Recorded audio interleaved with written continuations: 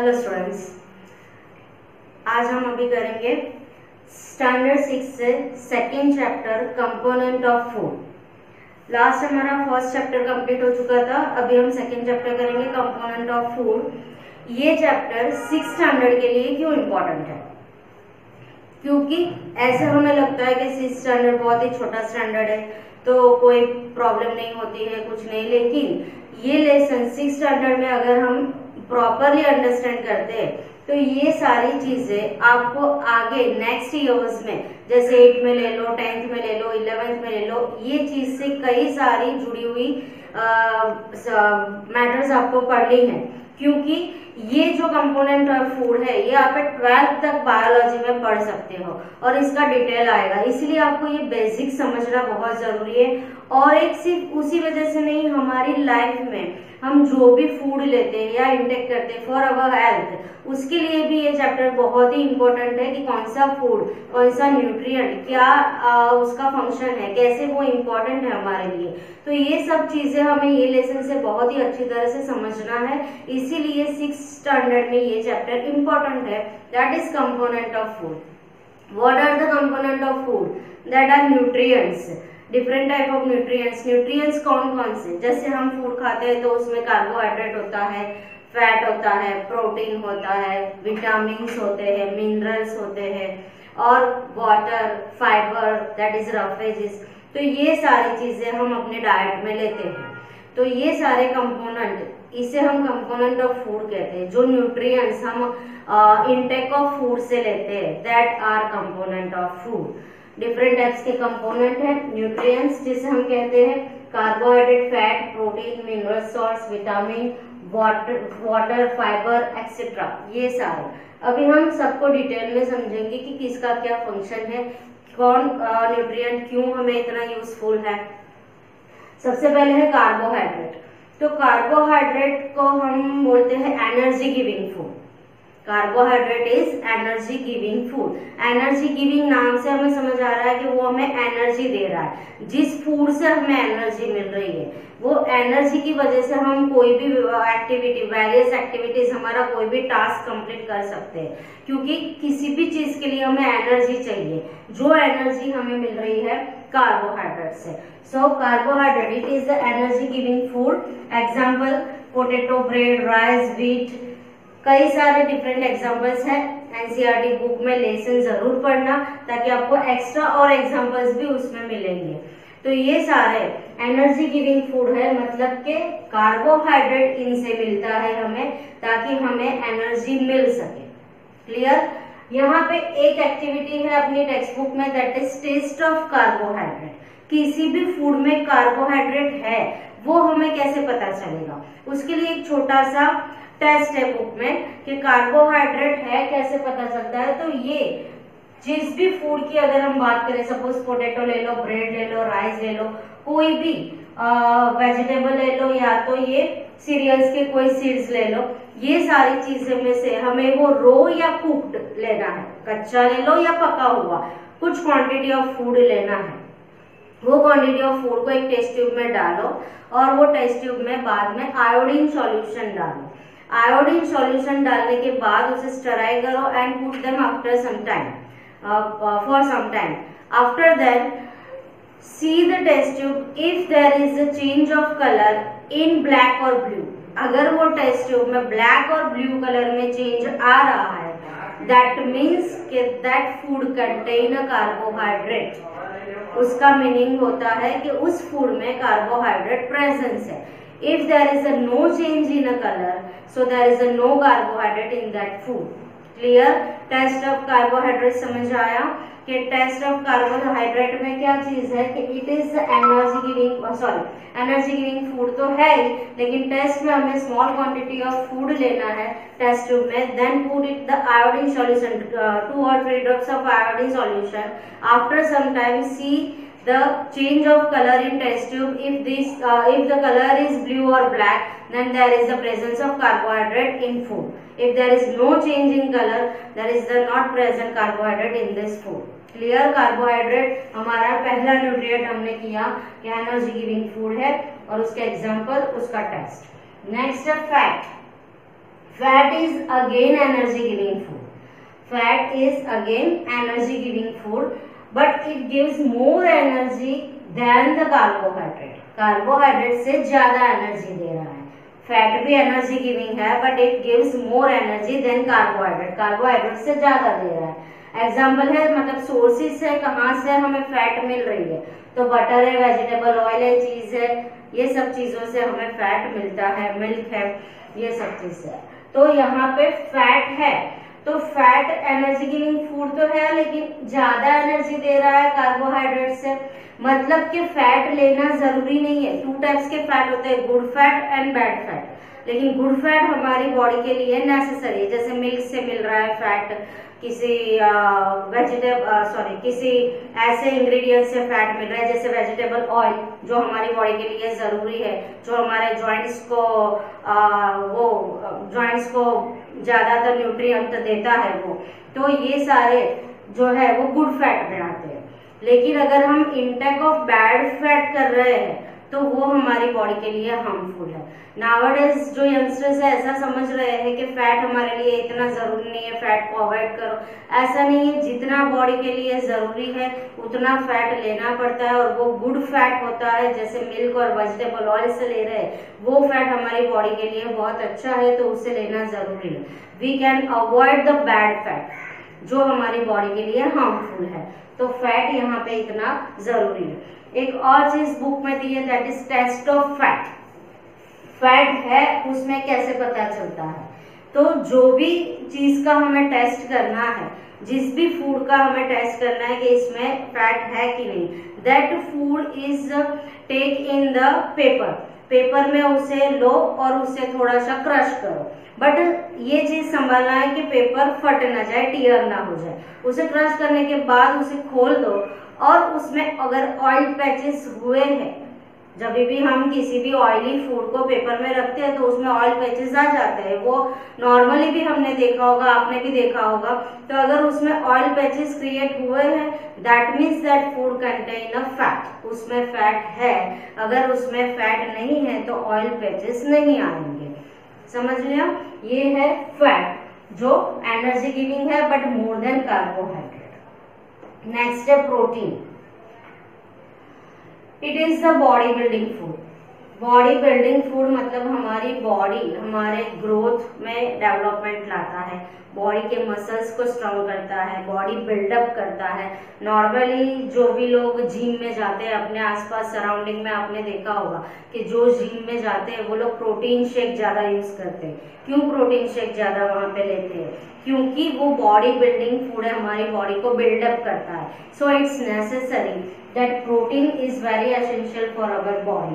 Protein help the body in its growth, उसकी body को growth करने में हेल्प करती है।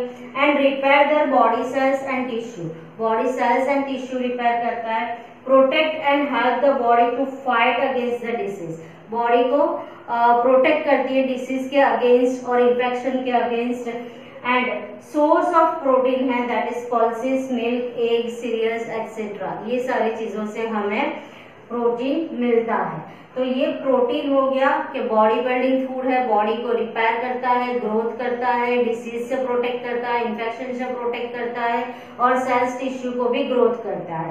तो ये सारे फंक्शंस है प्रोटीन फूड के, इसलिए प्रोटीन नेसेसरी है फॉर अवर बॉडी। यहाँ पे भी एक टेस्ट दिया है एनसीईआरटी में कि टेस्ट ऑफ प्रोटीन, कौन से फूड में प्रोटीन है वो कैसे पता चलेगा। तो उसके लिए एक टेस्ट, एक एक्टिविटी दी है कि जो भी फूड में टेस्ट करना है कि if there is a presence of protein और नॉट, तो उसके लिए हमें एक टेस्ट ट्यूब में वो फूड लेना है, उसे रखो, उसके बाद add 2 to 3 drops of copper sulphate solution, copper sulphate solution के थोड़े ड्रॉप्स उसमें डालो। Then add 2 to 3 drops of caustic soda, caustic soda के भी थोड़े ड्रॉप्स डालो। Put it for some time and after then see there is the change of color in violet, अगर violet colour में चेंज हो रहा है तो उसमें प्रोटीन है, that food contain a protein। अगर वहां पे कोई चेंज ही नहीं हो रहा है, if there is a no change in color, of test tube, तो वहां पे समझ लेना कि इसमें प्रोटीन नहीं है, that food does not contain protein. तो यहाँ पे तीनों जो हमने एक्टिविटीज की थी, test of carbohydrate, test of fat and test of protein, आपको याद रखना है। और ये क्यों इसे इम्पोर्टेंट है, क्यों हमारी बॉडी के लिए ये जरूरी है, उसे समझना जरूरी है। ये नोट्स आप बनाते जाना, आपके लिए ये इम्पोर्टेंट है। लास्ट में मैं आपको टाइम दूंगी, आप नोट्स बना लेना वीडियो पॉज करके। नेक्स्ट है मिनरल सॉल्ट्स। मिनरल सॉल्ट से कार्बोहाइड्रेट देखा, फैट देखा, प्रोटीन देखा। Next mineral salts, there are important for various body functions. Mineral salt कोई एनर्जी गिविंग नहीं है, कोई बॉडी बिल्डिंग नहीं है, फिर भी हमारी बॉडी के लिए इम्पोर्टेंट है और वो वेरियस फंक्शन के लिए भी इम्पोर्टेंट है। बॉडी में ये बहुत ही छोटी मात्रा में चाहिए, very small amount required for our body, but it's necessary for our body, क्योंकि कई सारे मिनरल्स भी हमारी बॉडी को अफेक्ट करते हैं, जो मिनरल्स हमारी बॉडी के लिए नेसेसरी है। Minerals from small amount in our body, we got minerals from egg, milk, green leafy vegetables etc. Egg से, मिल्क से, ग्रीन लीफी वेजिटेबल्स से हमें ये मिनरल्स मिल रहे हैं। Now salt of calcium and phosphate, calcium and phosphate, salt of calcium and phosphate are required for making bones and teeth strong. मैंने पहले भी बताया कि इनसे हमें कोई एनर्जी नहीं मिल रही है, ना तो ये बॉडी बिल्डिंग है, फिर भी हमारी बॉडी के लिए स्मॉल अमाउंट में नेसेसरी है। क्यों? क्योंकि ये आयरन ऑफ, ये सब कुछ एग्जांपल्स हमने लिए। सॉल्ट्स ऑफ कैल्शियम फॉस्फेट की बात करें तो वो हमारे बॉडी के बोन्स और टीथ को स्ट्रॉन्ग बनाता है। नेक्स्ट है आयरन, एक ऐसा मिनरल है जो हमारी बॉडी के लिए बहुत ही जरूरी है, जिससे हीमोग्लोबिन फॉर्म हो रहा है। That is the component of our blood. हमारे ब्लड में हीमोग्लोबिन है, जो haemoglobin is a complex substance. किस चीज का कॉम्प्लेक्स है? दैट इज आयरन और प्रोटीन। आयरन और प्रोटीन से बना एक कॉम्प्लेक्स सब्सटेंस है हीमोग्लोबिन, और it is a component of our blood.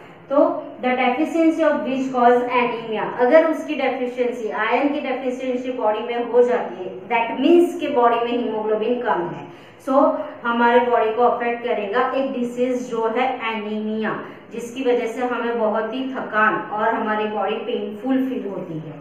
तो ये हो गया आयरन मिनरल। नेक्स्ट है आयोडीन, कुछ एग्जांपल्स लिए हैं।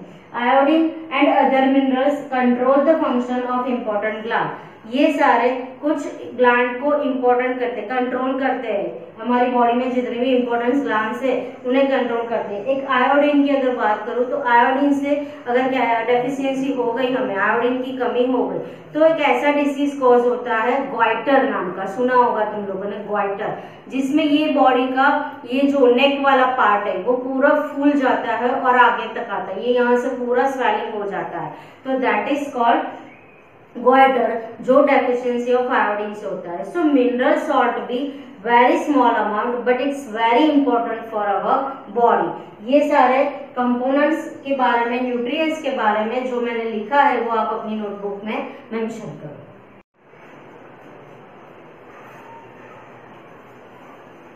चलो ये आगे करेंगे स्टूडेंट्स। कंपोनेंट्स ऑफ फूड में हमने carbohydrate, fat, protein, mineral salts देखा। नेक्स्ट है विटामिन्स। विटामिन्स हमारी बॉडी के लिए बहुत इम्पोर्टेंट है। ये ना तो एनर्जी गिविंग है, ना ही बॉडी बिल्डिंग है। It neither energy giving nor body building, but still it required for our body in a very small quantity, बहुत ही कम मात्रा में, लेकिन बॉडी के लिए बहुत ही एसेंशियल है विटामिन्स, क्योंकि विटामिन्स डिफरेंट टाइप के होते हैं और different vitamins perform different action. हर एक विटामिन की अपनी कुछ अलग फंक्शंस होते हैं, मतलब हमारी बॉडी को जिस विटामिन की जरूरत है वो विटामिन वो फंक्शन करेगा, और different vitamins are obtain from different vegetables and fruits. तो ये चीज है कि विटामिन क्यों जरूरी है, कहाँ से मिल रहे हैं, और what are the functions of vitamin, वो हम करेंगे। It is very important for our body, it help in protecting our body against the disease. सबसे पहली बात कि वह प्रोटेक्टिव फूड है। प्रोटेक्टिव फूड मतलब कि डिसीज और इन्फेक्शन से हमें प्रोटेक्ट कर रहा है। So it's a protective food. आगे हमने जो देखा था carbohydrate and fat that are energy giving food, protein is a body building food and vitamin minerals are protective food. तीन टाइप के फूड देख लिए हमने, energy giving, body building and protective. Energy giving की बात आए तो याद रखना है carbohydrate and fat, they are the energy giving food, they provide us energy for different purposes, various purposes. And protein is a body building food that helps in growth of our body, repairing the tissue, cells, etc. And vitamins and minerals are protective food, they help to protect our body from disease and infections. तो ये है protecting our body against disease, and vitamins also help in keeping our eyes, bones, teeth and gums healthy. हमारी आँख, हमारे bones, हमारे teeth और teeth mouth में जो गम्स है, मतलब जहाँ पे टीथ हमारे फिक्स है, दैट गम्स रिमेन्स हेल्दी। वो सब कुछ हेल्दी रखने में विटामिन हमें हेल्प करता है। There are different kind of vitamins like the vitamin A, vitamin C, vitamin D, vitamin E, vitamin K and the group of vitamin के ग्रुप से जो बनता है that is called vitamin B complex. जैसे vitamin B की बात करें तो उसकी डिसीज से हमें बेरी नाम का एक डिसीज, उसकी कमी से बेरी नाम का एक डिसीज होता है। आगे हम डेफिशिएंसी डिसीज कर रहे हैं, बट स्टिल के विटामिन बी, तो विटामिन बी कोई एक टाइप का विटामिन नहीं है, विटामिन बी है, विटामिन 2 है, विटामिन B1, B2, B12 ऐसे, that is the group of vitamin. तो उसे हम कहते हैं vitamin B complex. Group of vitamin को हम कहेंगे vitamin B complex. Now vitamin A, कौन से विटामिन का क्या फंक्शन है? Vitamin A keeps our skin and eyes healthy. A से हमारी स्किन और आईज हेल्दी रहती है। कभी कभी नाइट विजन, नाइट ब्लाइंडनेस की किसी को डिसीज हो जाती है, तो that person suffer from lack of vitamin A. Vitamin C helps the body fight against the disease, कई सारी डिसीज के अगेंस्ट। विटामिन सी से हमें एक रेजिस्टेंस मिलता है, रेजिस्टेंस पावर हमारा डेवलप होता है विटामिन सी से, मतलब कि हम डिसीज के अगेंस्ट फाइट कर सकते हैं। अगर हमारी इम्यूनिटी बढ़ानी है तो हमारे विटामिन सी को ज़्यादा इंटैक्ट करना पड़ता है।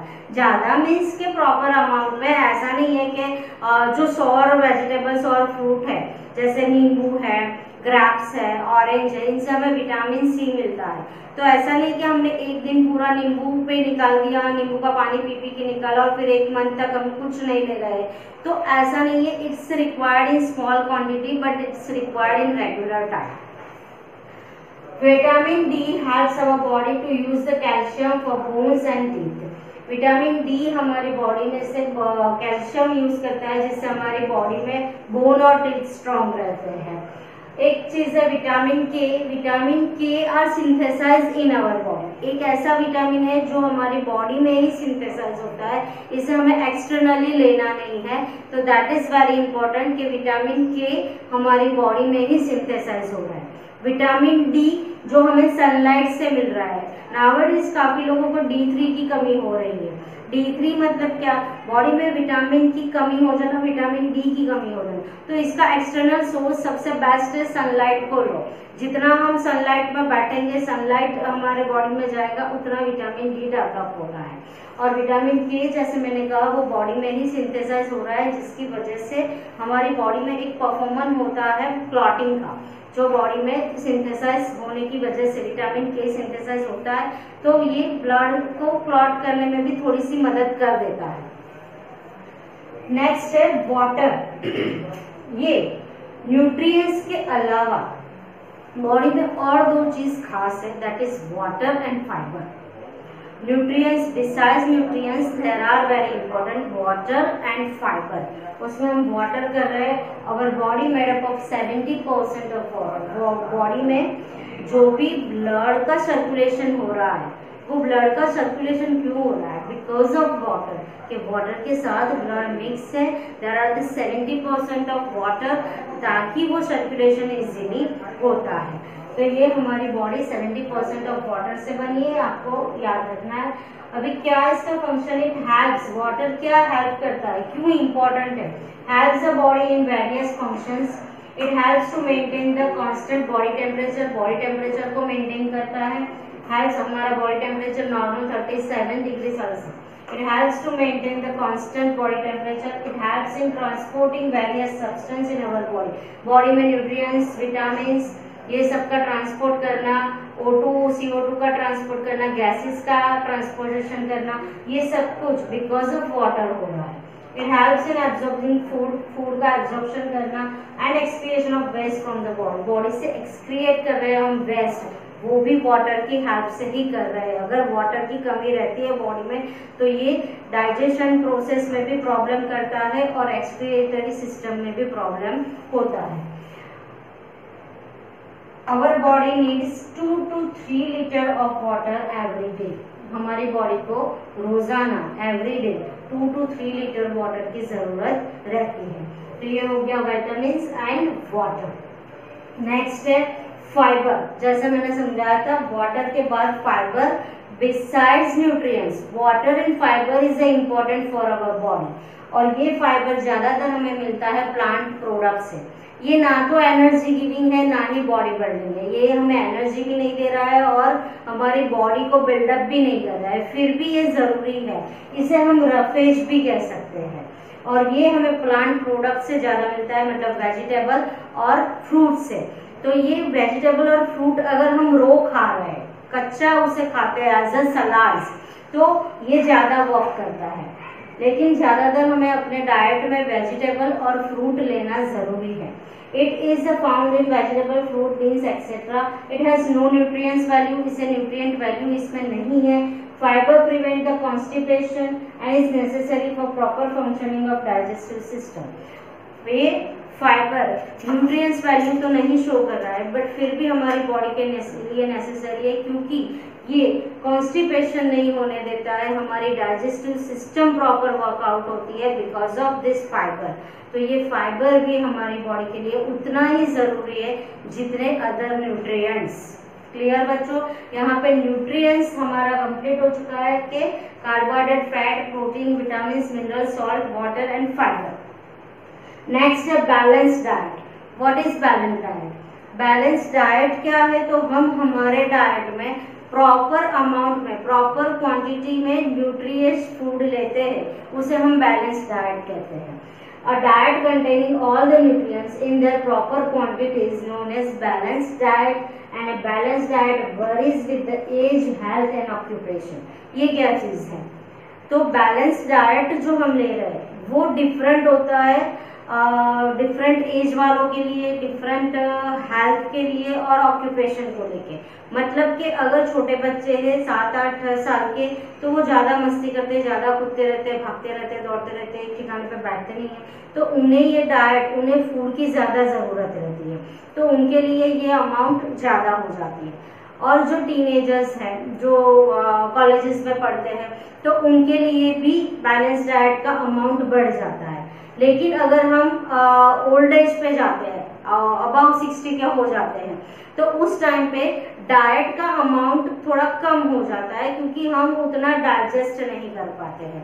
तो ये एज पे डिपेंड करता है, हेल्थ पे डिपेंड करता है, कौन कितना इंटेक्ट कर सकता है फूड, इस कितने अमाउंट ऑफ फूड में उसकी हेल्थ प्रॉपर रहेगी। ना तो हमें ओवर करना है, ना तो हमें लेस करना है, तो वो डिपेंड ऑन हेल्थ हो जाता है। और ऑक्यूपेशन, जिसे ऑफिस वर्क करना है, मतलब जिसे बैठे बैठे काम करना है, उसके बैलेंस डाइट की क्वांटिटी थोड़ी कम हो जाती है। और जिसे वर्कआउट ज्यादा करना है, जिसे बाहर का घूम घूम के काम करना है, बहुत ही साइट्स पे काम करना है, और जो लेबर वर्क ज्यादा करते हैं, उनके लिए फूड ज्यादा हो जाता है, अमाउंट ऑफ बैलेंस डाइट ज्यादा हो जाता है। तो it's varies with the age, health and occupation, that is balanced diet, all nutrients in proper quantity. Now deficiency disease. Deficiency disease मतलब क्या कि जो न्यूट्रिएंट्स के बारे में, जो कंपोनेंट ऑफ फूड के बारे में हमने पढ़ा है, वही कंपोनेंट या वही न्यूट्रिएंट्स अगर उसमें से किसी भी न्यूट्रिएंट को पर्टिकुलर लेते हैं और उसकी कमी हो जाती है हमारी बॉडी में, तो उसके रिलेटेड हमें जो डिसीज होता है, उसकी डेफिशिएंसी से हमें जो डिसीज होता है, that disease are called deficiency disease. Disease अगर due to imbalance in diet, imbalance in diet and imbalance में बी ड्यू टू, इम्बैलेंस कैसे होता है, या तो अंडर न्यूट्रिशन हो, मतलब कि लेस क्वांटिटी ऑफ फूड ले रहे हैं, अंडर न्यूट्रिशन, हमारे जितना फूड चाहिए उतना नहीं मिल रहा है। जो हम गरीब लोगों के बच्चों को, पुअर जो झोपड़पट्टी में रहते हैं उनको देखते हैं तो उनको प्रॉपर अमाउंट में फूड नहीं मिल रहा, they are suffer from undernutrition. तो less quantity of food, undernutrition की वजह से इम्बैलेंस इन डाइट होता है, जिसकी वजह से कोई न्यूट्रिएंट की कमी रह जाती है तो हमें डेफिशिएंसी डिसीज होते हैं। कौन से न्यूट्रिएंट से कौन से डेफिशिएंसी डिसीज होते हैं वो हम नेक्स्ट आगे करेंगे। Over nutrition, excess quantity of food, over nutrition, जितना बॉडी को चाहिए उससे ज्यादा हम खा करते हैं और फूड लेते ही रहते हैं तो वो ओवर न्यूट्रिशन होता है, मतलब कि उस टाइम पे वो न्यूट्रिएंट हमारी बॉडी में एक्सेस हो जाता है तो भी हम सफर करते हैं। Lake of essential component of food, मतलब कि पर्टिकुलर कंपोनेंट को जितना चाहिए उतना नहीं लिया है तो भी डेफिशिएंसी डिसीज होता है। नेक्स्ट ओबेसिटी, एक डेफिशिएंसी डिसीज कुछ देख लेते हैं। Obesity, excessive body weight due to over nutrition, body weight बहुत ही बढ़ जाना, एकदम फैटी लोग आपने देखे होंगे कभी, तो वो ज्यादा न्यूट्रिशन, ओवर न्यूट्रिशन अगर हो जाते हैं तो इन्हें ओबेसिटी का डिसीज होता है। गॉइटर, जैसे मैंने लास्ट वीडियो में भी बताया था कि आयोडीन की कमी से हो रहा है, नेक वाला पूरा पार्ट स्वेलिंग हो जाता है, सूजन हो जाता है और ये पूरा फूल जाता है, तो because of iodine, deficiency of iodine से ये डिसीज हो रहा है।